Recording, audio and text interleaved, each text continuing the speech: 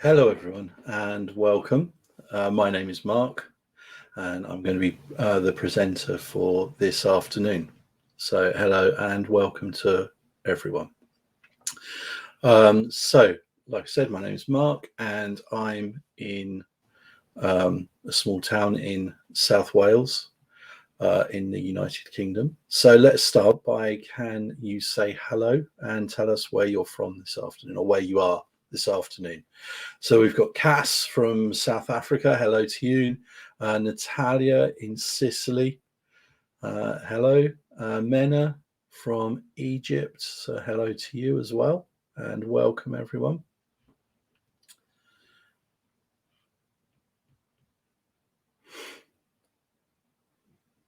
And we've got Deborah in Cornwall. So welcome to you. Ulan from the Philippines. Liana from South Africa. So hello to both of you and welcome.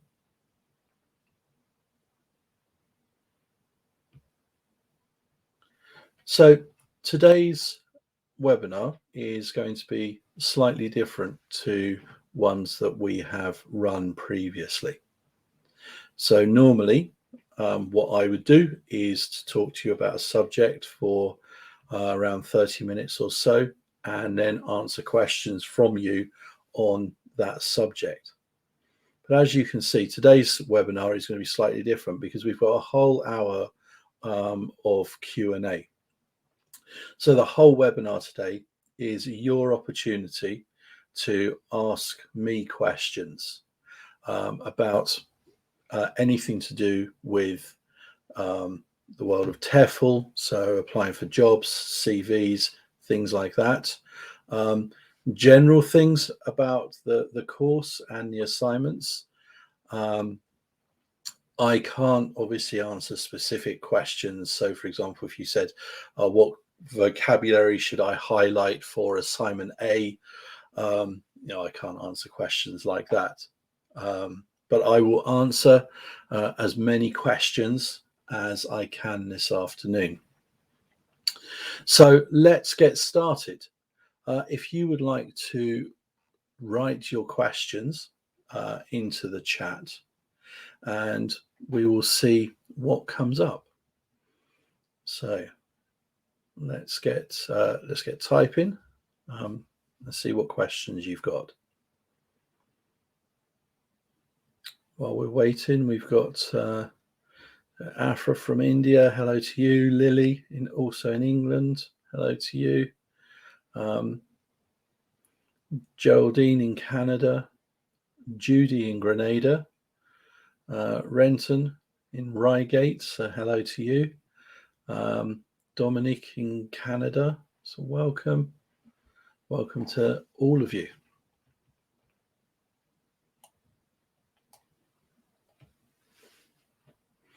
And let's see what questions you've got.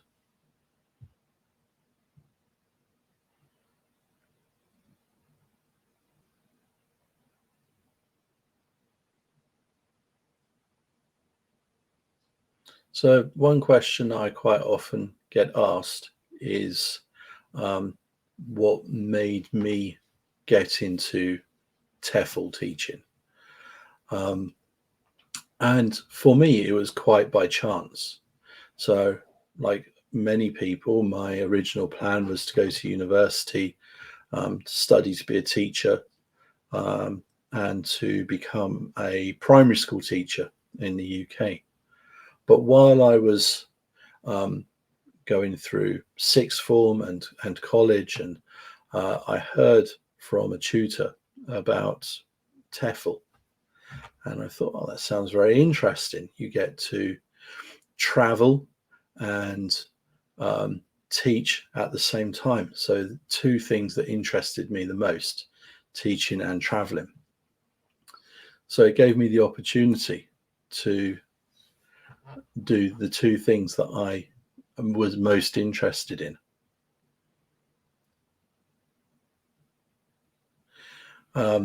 So that's what got me into TEFL.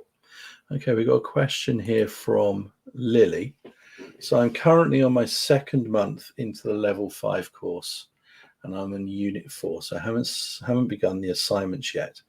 Am I on track to still be able to complete the course within 6 months? That's a good question.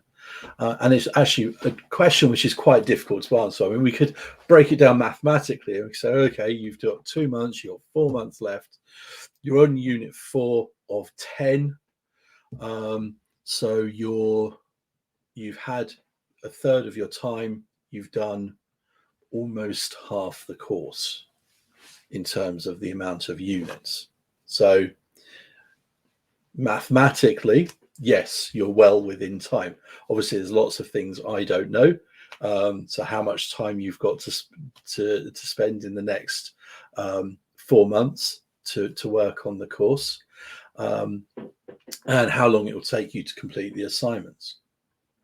I think the thing to do is for you to plan. It can be quite difficult to plan, like for the next 4 months, but it's a good idea to put a plan in place. So look at your schedule. So look at the things that you have to do every single day and think about, right, how much time can I put aside every week to studying, to be able to complete the course, and to set aside blocks of time. So you look at your timetable, you think, right, okay, Monday evening from 4 till 8, I can study then. And so you like put that in your diary, you put it in your phone, however you record what you're doing, and you make that part of your schedule. It's also a good idea to let people around you know. So people that you live with or friends who you might normally meet, so that they know that at that time every week you're not available. Set yourself a schedule like that, and then you'll be able to see how much time you've got, and be realistic as well. Don't sort of like fill in every spare moment that you've got to study in, because of course that's just absolutely not possible. So make sure that you do give yourself time to do the other things that you need to do as well. Okay. So I hope that helps. So yeah, make a schedule and try and organize your time so you know roughly where you're going to be. Okay, thank you for that question.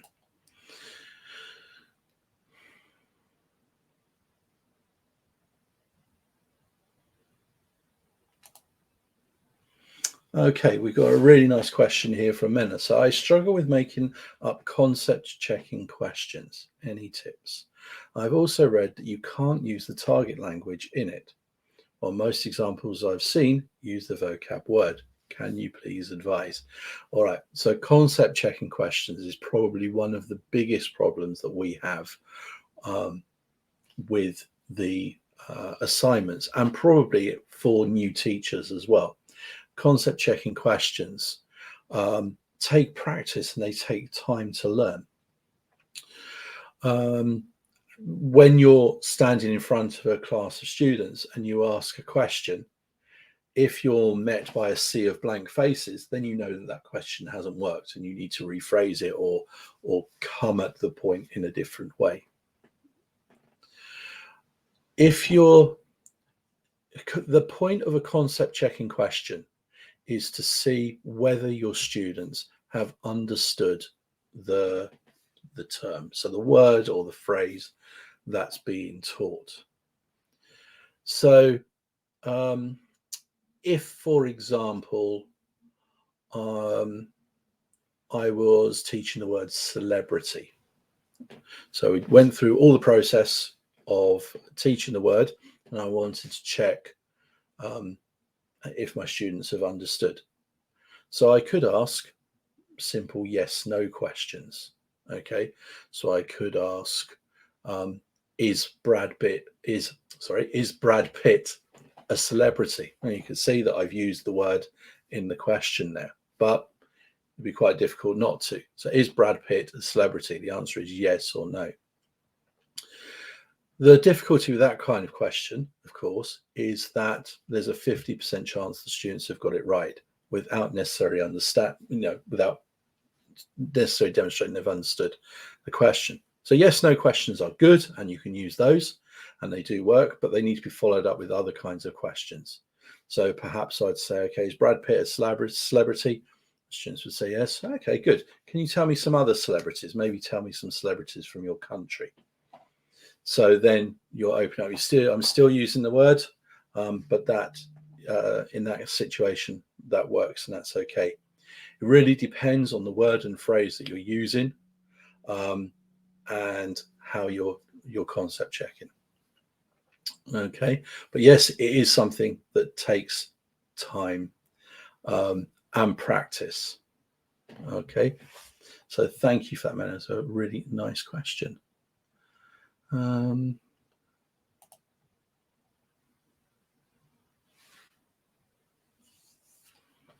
Okay, another really nice question here from Nicole. What is the difference in demand between online TEFL opportunities and in-person opportunities? And what can one expect to be compensated? Right, this a really interesting question, and a really difficult question perhaps to understand and to get to grips with when you're looking for work.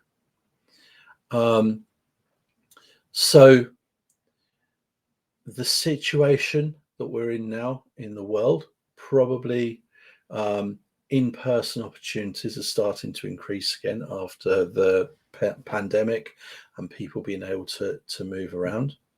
But of course, because of the pandemic, people have realized that they are able to learn online. Lessons can take place through things like Zoom, Google Meet, and so on, that there are these opportunities. So people are able to do it, from their home, are able to study from their home as well as teach. So there are lots of opportunities to teach online, and as well as plenty of opportunities to teach in person. Of course, that depends where you want to go as well. So there'll be more or less demand in certain countries, certain parts of the world. What can you expect to be compensated? That's a really difficult question. Typically, if you're teaching online, pay tends to be less than if you're teaching in person. In person, though, of course, it varies wildly around the world, depending where you go. Because, of course, a lot of it depends on what people in that country or in that city or town or wherever you are willing to pay for lessons. So, yes, it can vary very wildly. The thing to think about if you're planning on moving, so if you're planning on teaching in another country, is to look at where you're willing to go and what you're willing to do. So, for example, if you think, right, well, I'm going to move to Spain. The only possibility for me is Spain. That's the only country I'm interested in. Then what you could do is to look around the country, look at different places in the country, and look at not just what people are paid, but try and get an idea of what the cost of living is in different places as well. Because quite often you might find that in Spain, for example, you would get paid the same if you are in Barcelona or Madrid as you would if you were in somewhere more rural.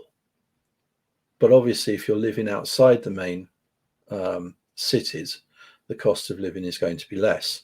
So even though you're being paid roughly the same amount, your outgoings are going to be less. So you've got more disposable income. If you're more open in where you're going, so you don't really mind, it's literally just like closing your eyes, putting a pin in a map, and that's where you're going, then it can be quite a good idea to look at places where people don't typically think about going to teach English as a foreign language. So, of course, if you're in Europe, then many people want to go to places like Italy, Spain, France, and so on to teach, because if you're coming from the UK, then the weather, for one thing, is going to be much better. But sort of look beyond those places. So, look at neighbouring countries and see if people, see if, because perhaps people don't think about going to that country, the pay is more, because maybe they have to offer better terms, they have to offer more pay or other benefits to encourage people to go there. So it's always worth doing your homework. So think about where you're willing to go, what you're willing to do, and then look at the best deal for the place that you're thinking of going to. Okay. Thank you. That was a really good question. Thanks.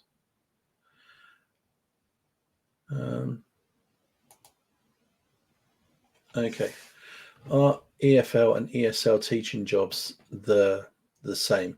Yes, there's really no difference. If you're looking on our jobs board or TEFL.com or Dave's ESL Cafe, then quite often schools will use them interchangeably, and it doesn't really matter. If you come across a job that you like the look of and you're qualified, then apply for it. Don't really worry too much about the terminology that's being used.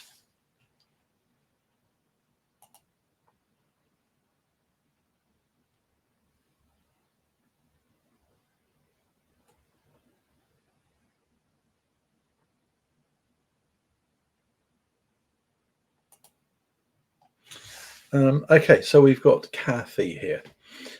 Is there a forum or a way to chat with other students on the course if we wanted to connect with people like that? Unfortunately, there isn't at the moment. That's something that we can look at for the future. But no, unfortunately, there isn't that opportunity. Of course, as you're working in the course, sometimes different activities allow you to see comments and things that other people have been talking about.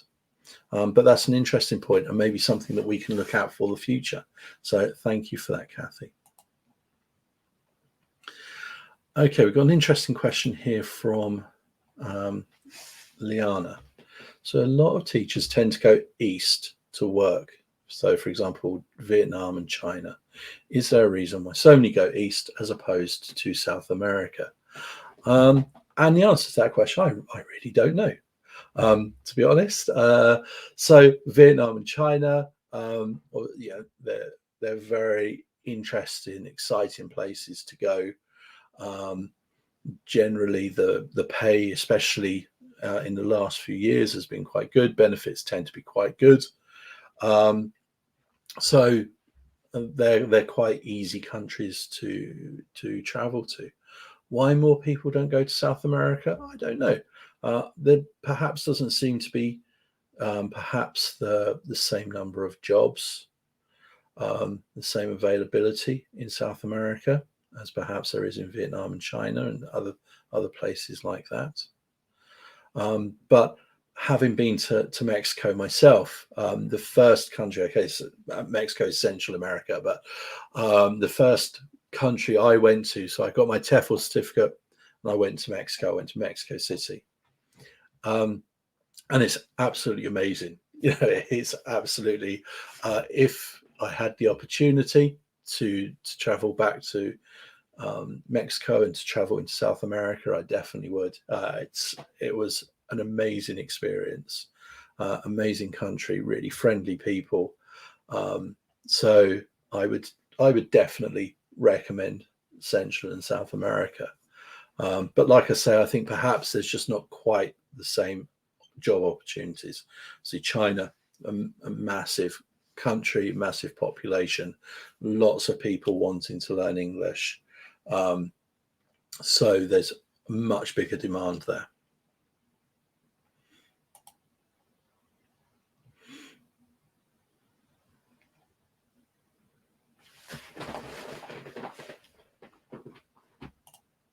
Okay, we've got a great question here. So for the assignments and in general, what do you do when a word has several meanings? Do you just deal with the one meaning, select a few meanings, or refer to the dictionary for the rest? Okay, this is a really good question. So thank you, Geraldine. So when you're teaching, what you should do is to just focus on the definition that you need for that lesson. So, whether it's for a reading text or a listening, whatever you're using it for, just focus on that definition. Once you've gone through and you've taught it, you've done your concept questions, you're happy that the students have understood it, you might mention to them that the word has other meanings and can be used in different ways, but just bring their attention to that fact so they're not confused if they see it. But I wouldn't introduce it at that point, right? Just like I say, focus on what you need for that lesson. So thank you. Yeah, good question.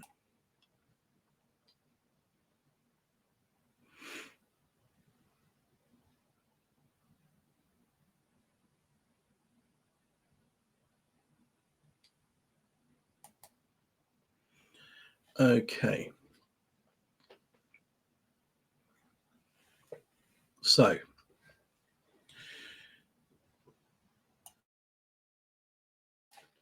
I complete level 5 soon, plan to teach online. I'm a forest school teacher, but completely new to TEFL and online. Any advice on where and how best to start seeking students for a new online teacher? All right, so that's a really good question. So thank you for that. And I think if you're starting out, probably the best thing to do is going to be to work for a school or to work through some kind of online platform until you're able to get more established and you start to get your own students through word of mouth. It's quite difficult, I would say, if you are planning on just working for yourself and being a freelance teacher or like I say, working for yourself. It's quite difficult online to just be independent. I mean, yes, you could try setting up a website and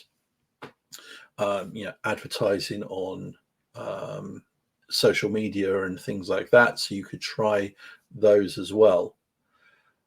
But it would probably be a good idea, like I say, to go to work for an online school or through an online platform to get yourself started, and then try other avenues. Once you get your student base up, you're going to get word of mouth, and you'll start to get more and more students come to you.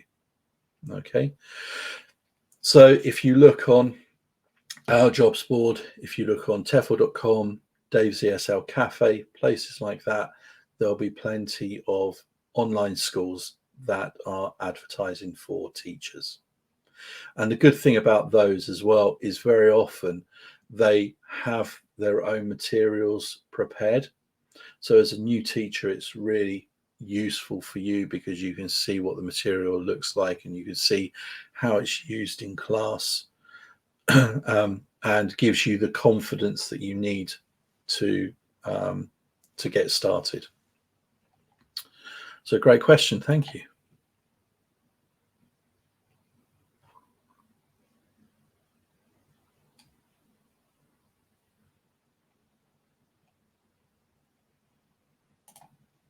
Okay, a really interesting question here. So do you know of any steps or courses a teacher can take to help special needs students?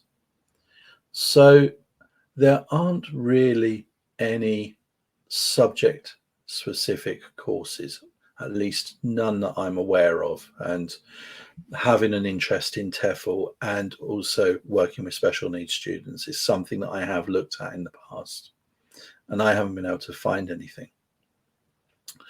So what I would suggest you do is you look at standalone courses. They're often very short, You could probably find through your local council, local government, just doing a search online for special needs teaching courses.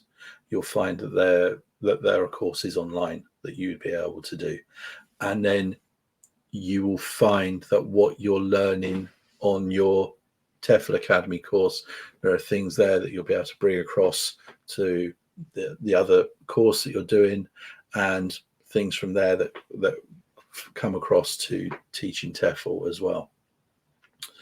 So yeah, like I say, there isn't anything specific for TEFL, so look for separate standalone special needs teaching courses, and there should be quite short courses available online.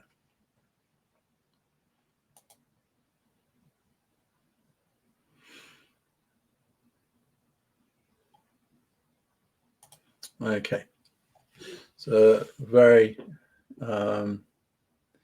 interesting question here. So I teach a young adult for 45 minutes a week for free.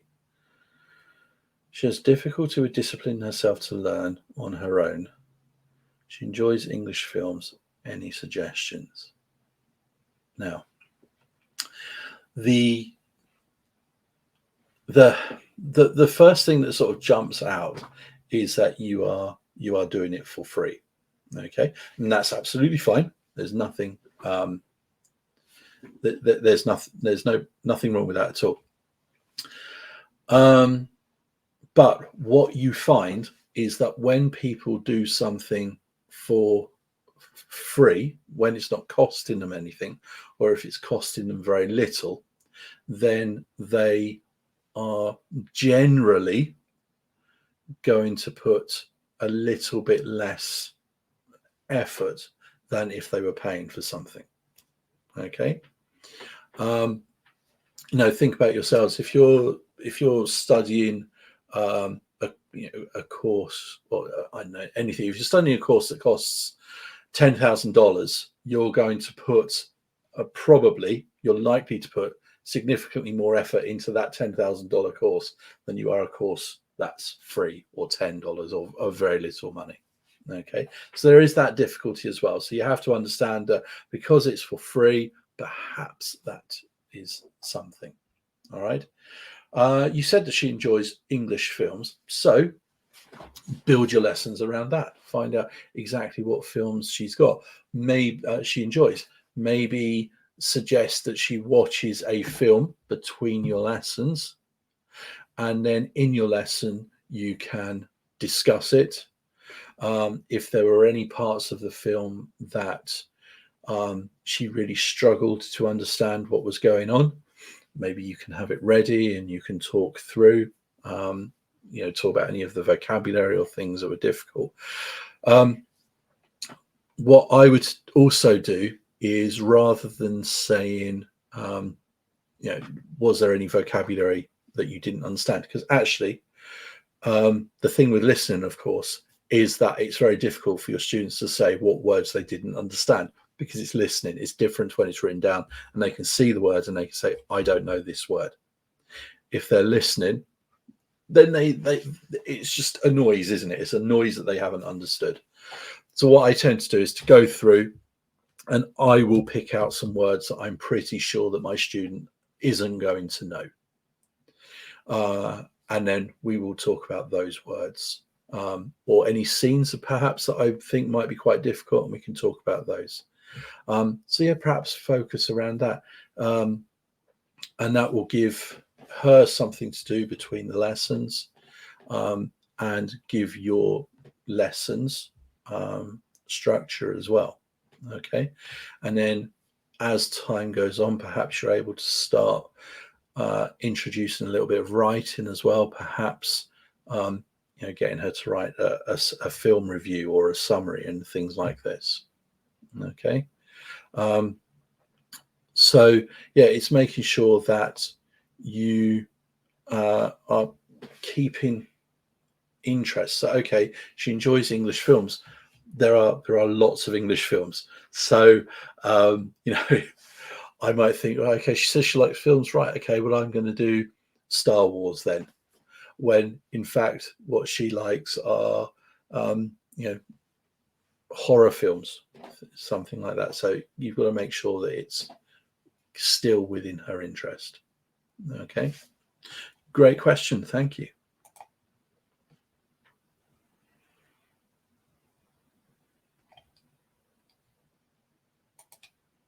Okay, we've got an interesting question here. So I was just wondering, what is the best way to decide how to teach students based on one's personality and style? Can you teach conversational English? Yes, you can. You can just teach one thing. But of course, what you've got to remember is you're very much limiting yourself to what you're going to be able to do. So yes, it is possible, and you will have students who are quite happy just to do conversational English. But as a teacher, you will find that you still have to have a good understanding of the technical aspects of English. So I've seen teachers in the past who think, oh, I'll do conversation classes because they're easy.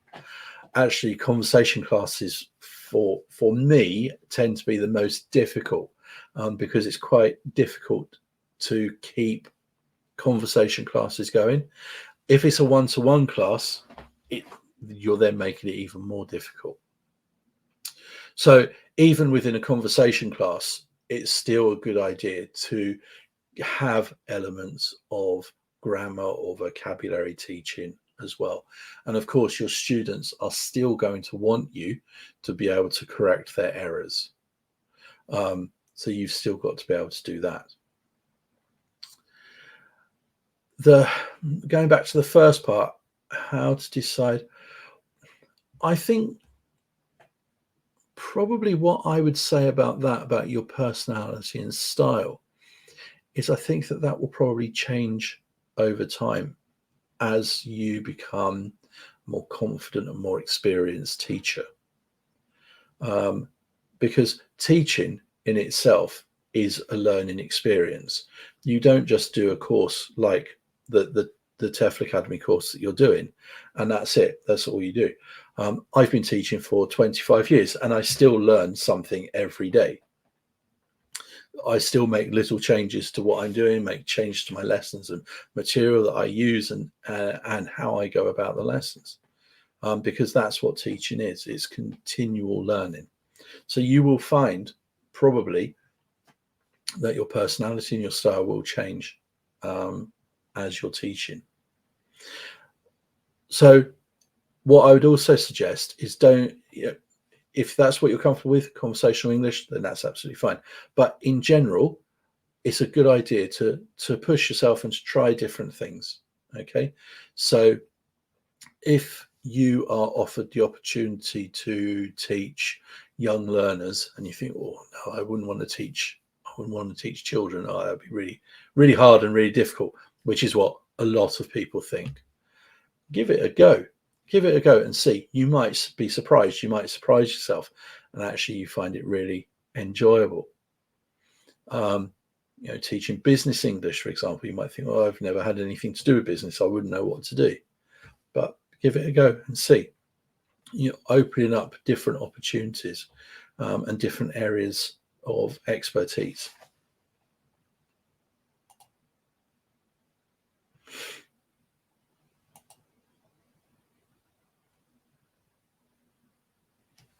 Okay. Right. All right. Okay. We've got the second part of the question here. So you're asking, you're leaving all the assignments till you've finished all of the units, and you want to know how much time all the assignments would take if you do them at the end of the course. Okay. Right. Well, the first thing that you've got to think about is that when you do the assignments, so you do, assuming that you're doing a level 5 course, so you've got 3 assignments. You do assignment A and you submit that.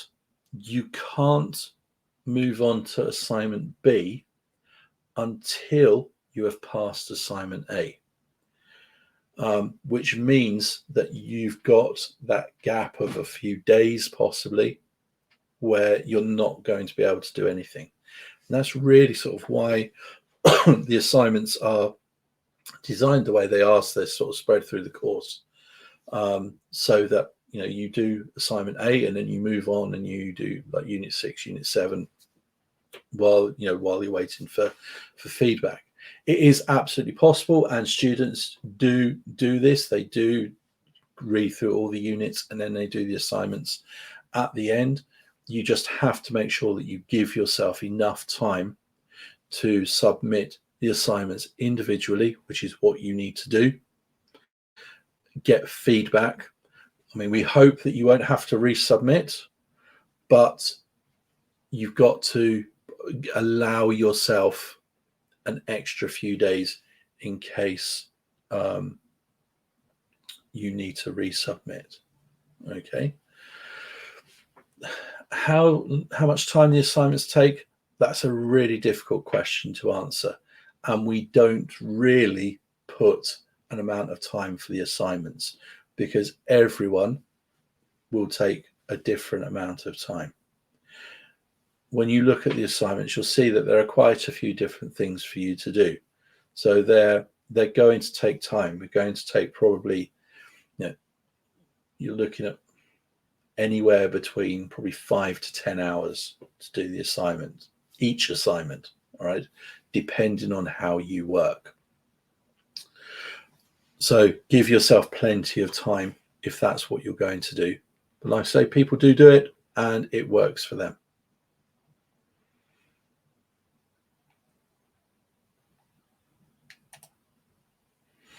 Okay, a lot of places require either a bachelor's degree or experience. Do you have any advice on where to look if a new teacher doesn't have either of those? Yes. So if generally what you will find, I mean, it is general, it's not 100% science, but what you will generally find is that places where lots of people want to go and work as TEFL teachers, you will find that the qualifications and the expectations are higher. So those places are going to want degrees, they're going to want experience, and so on. Okay, places where people perhaps don't think about going, they're not quite as popular with teachers perhaps, then perhaps the requirements will be a bit lower.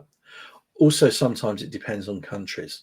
So for some countries, to get a visa to be able to work in that country, you have to have a degree. So it's nothing to do with the school or anything. It's not a rule that they're setting down. It's the country. The issue with experience is an issue that affects anyone really starting out in a career. And it can be really disheartening. You're looking through and it's like, all right, okay, you want experience, but how do I get experience? Because all of these jobs are looking for it. Okay. What you have to do there, like I say, look on our jobs board. Many of the jobs on our jobs board won't require experience. And then when you're looking on TEFL.com, Dave's ESL Cafe, unfortunately, it's just looking through and trying to find the jobs where they're not asking for degrees or experience. Generally, finding jobs that don't require degrees is easier than finding ones that don't require experience. Okay. Because, yeah, there are quite a few countries where you've got to have a degree, but there are also plenty of countries where you don't need one. Okay.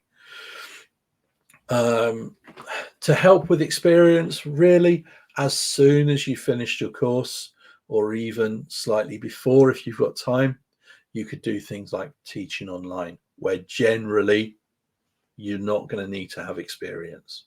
It's much easier to get a job online without experience. Okay. But if you've got that job and if you're doing a little, even if you're teaching just 1 or 2 classes, so just a couple of hours a week, you're getting experience. So then when you start applying for jobs, you can say, right, okay, I've got this experience. Okay, I've been teaching 1 or 2 hours. So that is a really good possibility, especially for people, because sometimes people do courses like this, and then, because of the way their life is, they've got like 6 months or so at the end of the course before they're actually able to travel. So in that case, it's a really good opportunity, a really good idea then to do, online teaching to keep that experience, because that's what schools will want to see.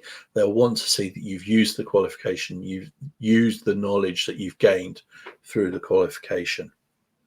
So try to do that as soon as you can.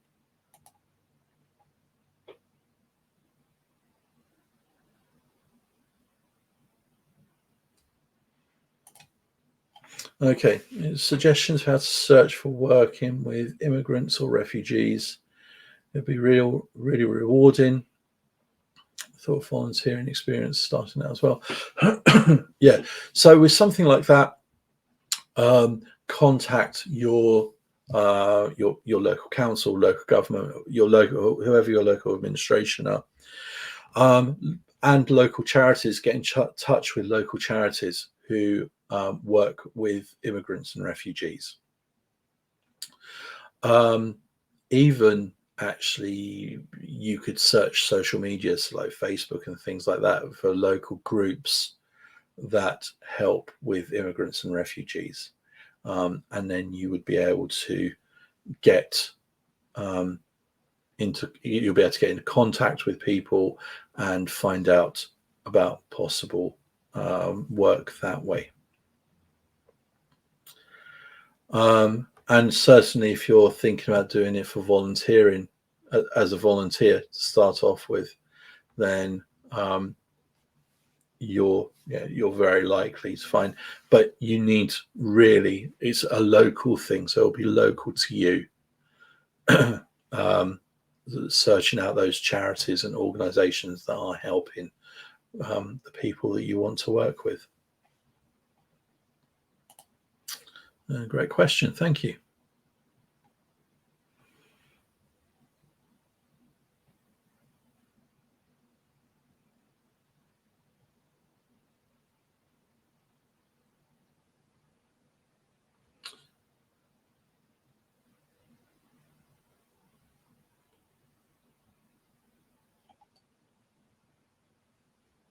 Okay, it's an interesting question.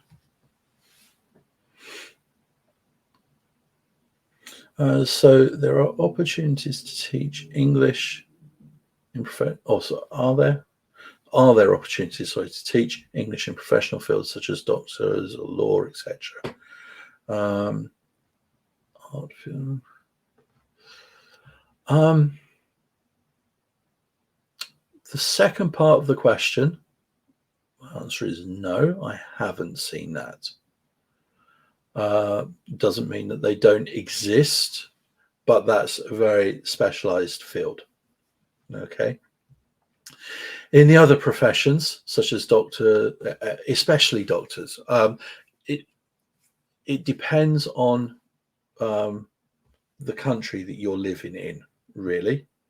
So it'd be very specific to where you are living and the situation there.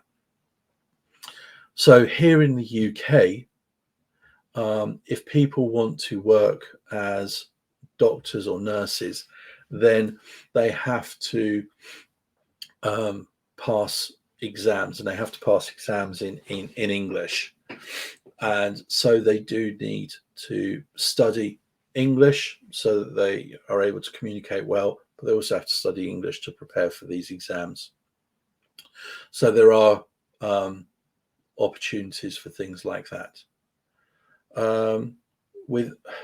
So you have what's called English for specific purposes, so ESP, and quite often these come up in universities. So people will travel from overseas, travel to the English-speaking country to study in university. And before they're able to study on their degree or their master's course at the university, they will need to perhaps do a 6-month or 1-year course in English. And quite often those courses that they do in English will be specific for the field that they're going into. So if somebody, for example, is planning on studying law, then the English course that they're studying will have elements that focus on law. So from that point of view, you would expect that if people are studying art or fine art in university, then those courses would be available for them as well. So probably it's looking at local universities near to you, especially ones that have a lot of overseas students, and seeing what courses they have. So these courses, like I say, they're English for specific purposes, ESP, and also sometimes they're called like pre-sessional courses. So these are the courses that they do, a pre-sessional course, so courses they study before doing their main degree or master's course at the university.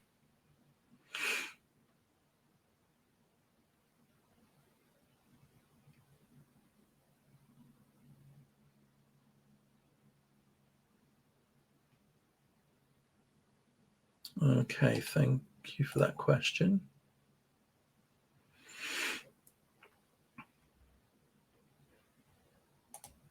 Right, we've got a really nice question here. So I have a group of 5, 11 to 12-year-olds. One is very disruptive, and I feel that I'm not in control. How do I establish discipline without sucking the enjoyment out of the class? It's a private class. That's a really good question. And really, the best way to do it is to be really strict at the start. Make sure that you are setting the boundaries, you're setting the rules. Everyone knows what the expectations are of the class right from the start.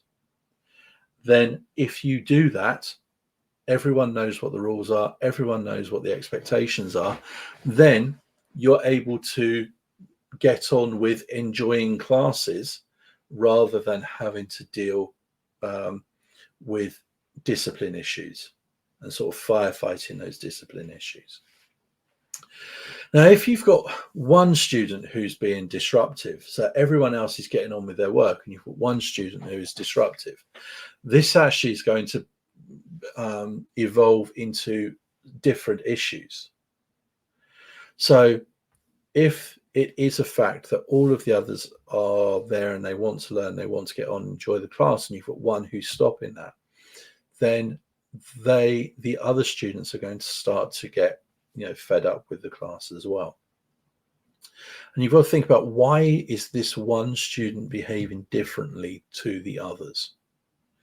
So they're 11 and 12 years old, so they are, they know what they're doing. So I would possibly be tempted to sit down with this student one-to-one and say, okay, what's the problem? What's going on? You know what the rules are in the class. These are the rules. So why are you behaving like this? What's the problem? Okay, and to try and see if you can see from that way, from that conversation, why they're being disruptive. Other things that you could do is to separate them from the rest of the group. So when you're doing, a fun activity, and you say to the student, I'm really sorry, but because of how you behaved earlier in the lesson, I'm going to ask you to do this task rather than joining in with the others. So you could try something like that. Another thing to do as well is to look for the positives. Now, sometimes you'll see this as people say, like, ignoring negative behavior. Well, the reality of being in a classroom situation is it's not always possible to ignore negative behavior. If somebody is, you know, they're not listening, they're running around the class, shouting, swearing, whatever it is they're doing, you can't ignore that behavior. You have to deal with it. But also, what can be really a really good idea is to look for the positives. So one of the things that I do in class is I start and finish my class in the same way. So everyone comes in, they sit down, they get everything out they need for their lesson. Then I do the register. I do the register even if I know everyone, okay? Because that's kind of like a message. It's like, right, okay, the class is starting now. Let's get started. So you do the register and then I check homework. I'm not necessarily going to go through and mark all their homework, but I'm going around saying, right, can you show me your homework? Show me your homework. Right. So we do that. So we start the class in the same way. Then at the end of the class, I tell everyone to pack away all of their things, but I tell them when to leave. So that might be that I say, right, everyone, you can go now. Or it might be that I tell individuals, right, okay, you can go, you can go, you can go. And that can be because of behavior, because things they've done well in the class and so on. So by doing this, the sort of more disruptive people in the class tend to be the ones who are left till last. And it doesn't really help to improve their behavior because they are always last. So there's no point in doing anything good because they're going to be last anyway. So sometimes what I will do is to say to them, right, okay, you did this good thing, which might be, you were the first person to stop when I said, right, everyone stop talking. You were the first person to stop. You can go first. So it's looking for those little positives and praising the little positives and then building up and hopefully changing that behavior. Okay. So thank you. That was a good question. I hope the answer helped.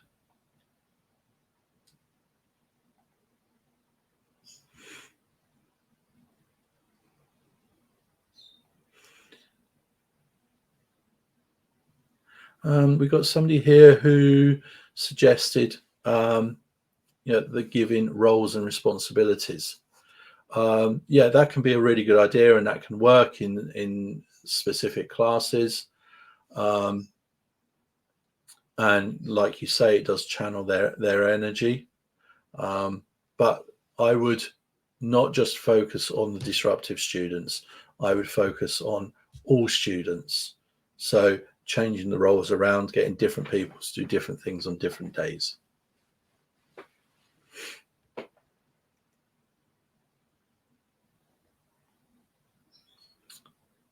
Okay.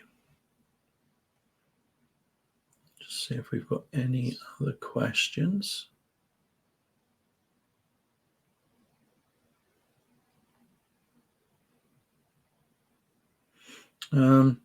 Yeah, so it's good. Yeah, trying the register, like I say, and focus on the positives. That's a really good thing to do. Yeah, it's having routine. So the age of the children that you're talking about. So you said that they're 11 and 12 years old. They're at an age where routine is important.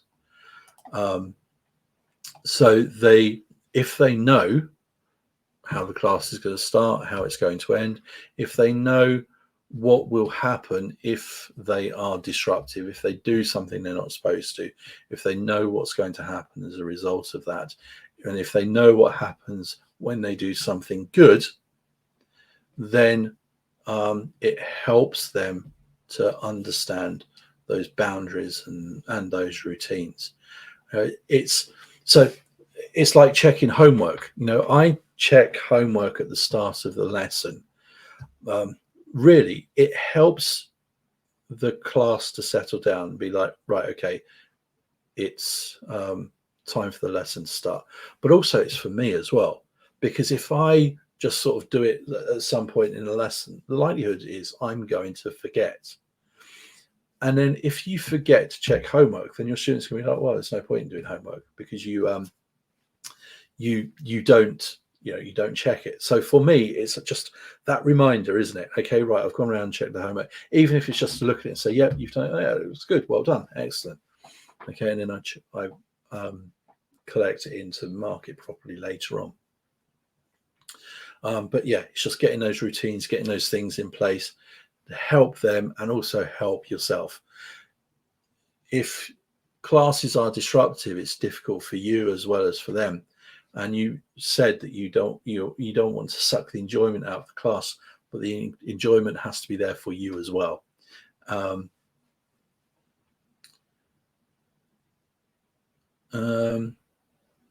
Okay, so just another point about this one. So we've got a person here, we've got Cass here, who says, getting a disruptive student with the register, is that a good idea? It really depends on the student, I suppose. I personally wouldn't do that. At least not at the start. Maybe later on, if their behavior is starting to improve, but perhaps not at the start. If somebody's being disruptive, they're trying to get attention for themselves for whatever reason. I'm not saying that they're bad. There could be a really legitimate reason, and I've seen lots of these reasons in the past. But they are trying to get attention away from other people and get it on themselves, and also take attention away from what you're trying to do in the class and what you're trying to achieve, and they're trying to sort of derail the class. And so by doing anything like, getting them to do the register or things like this, there is that potential that you're putting the spotlight on them, and there's a potential that it could make their behavior worse rather than better, because everyone's looking at them, and so they can sort of behave how they like. Okay, so it's not something I would do, first of all, and probably I would look at each individual case and each individual student to see what would work best for them. Right, let's have a look. One last question here, I think. Any words about course books, how to choose? Do you use online or real books? Which are your favorites and why? All right, okay. So I probably use a mixture of real course books, and online material as well. The thing about favorites is, like I say, I've been teaching for 25 years, and unfortunately some of my favorite books are that old. So for example, one of the books that I really like using is English File, which is a whole range of courses, but the ones that I prefer are the first edition ones, especially because the teacher's book has got loads of resources and really nice resources in the back. But it's really hard to get hold of. You might be lucky to come across it on eBay. But yeah, otherwise it's quite difficult. Headway, Cutting Edge, the typical sort of course books are all pretty good. Okay. And one final comment about the routines. So yes, you learn classroom management. You really learn, I think, by making mistakes. All right. You've got so what works for me is not going to work for all of you there. All right. You will find your own way. So you'll try something, you'll perhaps try something which makes you a bit stricter, and that doesn't quite work. You'll try and be a bit more relaxed, and that doesn't work. And then you'll find your middle ground.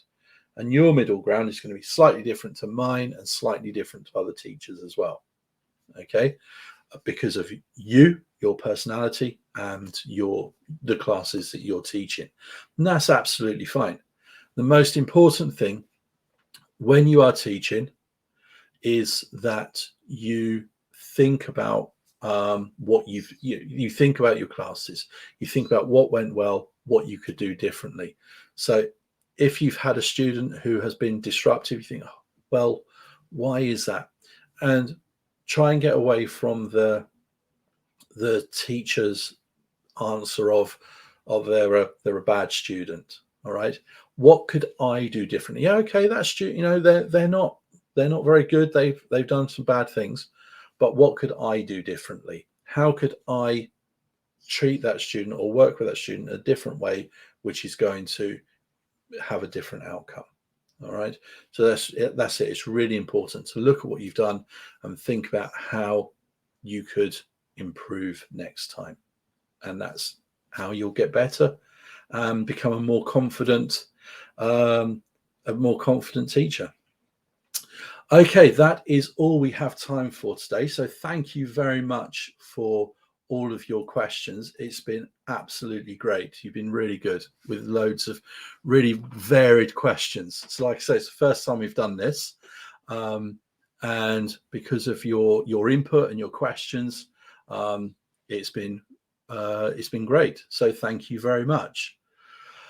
As always, we've got the SurveyMonkey feedback here, so please do spend a couple of minutes um, answering the questions on the survey to give us an idea uh, of what you thought and what you would like to see in future webinars.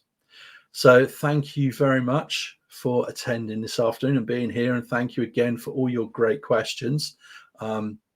It's been really helpful, and I will see you again soon. So thank you very much and goodbye.